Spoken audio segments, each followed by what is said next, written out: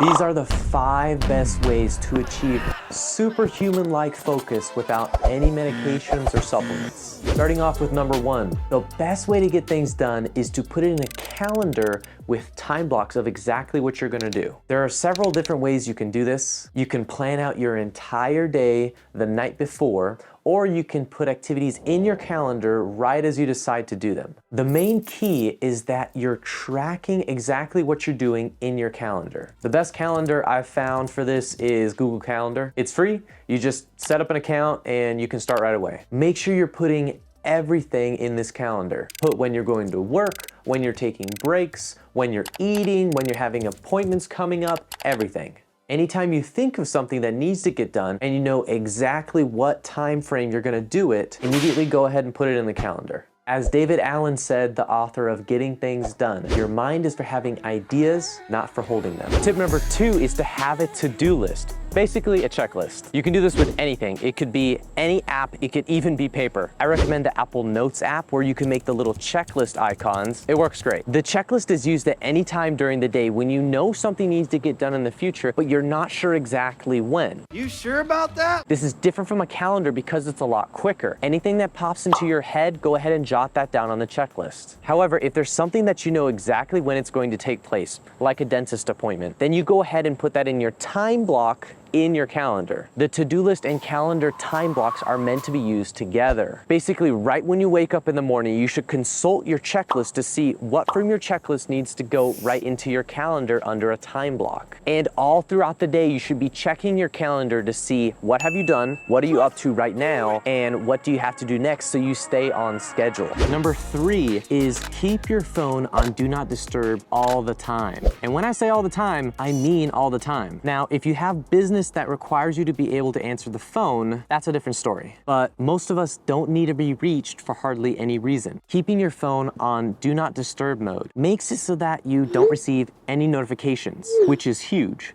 That's probably the biggest one. So you're not getting any notifications from Facebook, Instagram, YouTube, none of that. Beyond that, you're not getting any emails, any texts, phone calls, or any other notifications. What that means is there's no distractions. The problem with keeping your phone on all the time is you start getting that rat clicking like behavior towards your phone. There have been studies where rats will have their dopamine centers activated in the brain whenever they click a button. So of course, the rats catch on to this really quickly and they eventually just start hanging out by the button all the time and clicking the button nonstop. You've probably noticed this too with your phone, as we all have, that if you keep your phone on at all times and you're constantly getting notifications, dings, messages, eventually you just start looking at your phone and checking your phone thinking you heard a message. And then you look at your phone and there was no message at all. That is terrible for your focus because it means that a lot of your mental capacity is going towards wondering if there's a notification on your phone. The way we get around this is we have the phone on Do Not Disturb mode. That means no one can reach us. You might be thinking, oh, but what if someone has to reach me in case of an emergency? Okay, so this is what you do. You go on your contacts and you pick a select few people who, if they had an emergency, you'd want to be able to answer your phone. You favorite their contact. On an iPhone, you do this by looking up their contact in your phone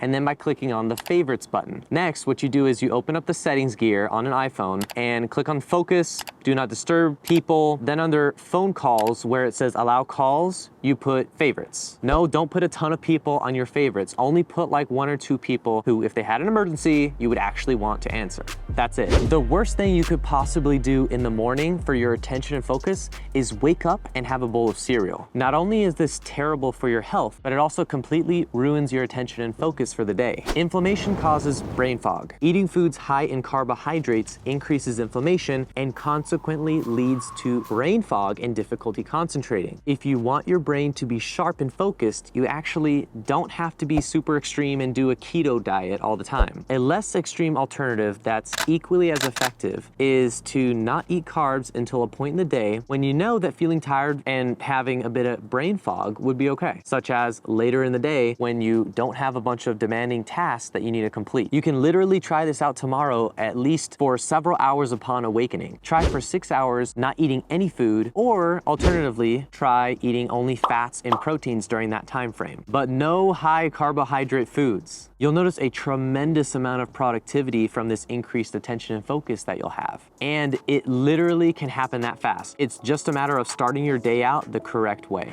The last tip is so key for making sure you can maintain your attention and focus for long periods of time throughout the day. Make sure you're comfortable when you're doing difficult tasks that require a lot of mental attention and focus. If you're uncomfortable, you're not gonna be able to focus for very long because you're gonna be thinking, my back hurts. How you can fix this is by rotating between the 3 different positions that we're normally in: lying on your stomach, sitting down, and standing. We all know the sitting one. That's probably the one you use most to study or to work. A game changer for you is going to be getting a standing desk. This will allow you to continue working for longer because our bodies can only stay in one position for so long before it becomes uncomfortable. The last position is lying down. And make sure you're lying down on your stomach. Don't lie down on your back because that's way too similar to how we are when we're trying to go to sleep. Everyone knows about caffeine. Most of us have a cup of coffee in the morning, but does that help with focus? What about nicotine? Isn't nicotine dangerous? Click on this video right here to find out, as we're gonna take a deep dive into both of these and the different effects that they have on focus.